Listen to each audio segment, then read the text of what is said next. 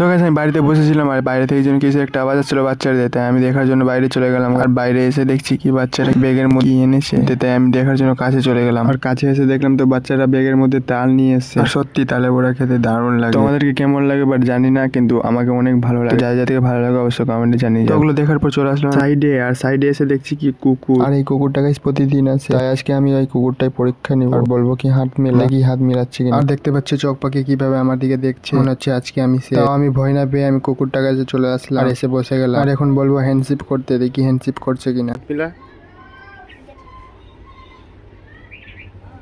তো বন্ধুরা দেখতে পাচ্ছ হ্যান্ডশিপ করে নিয়েছে, মানে আমার সঙ্গে বন্ধুত্ব করতে চাইছে। বলবিস তো হাত মিলা, হাত মিলা। ওরে বাবা এ জি মঙ্গল ভাবানয়া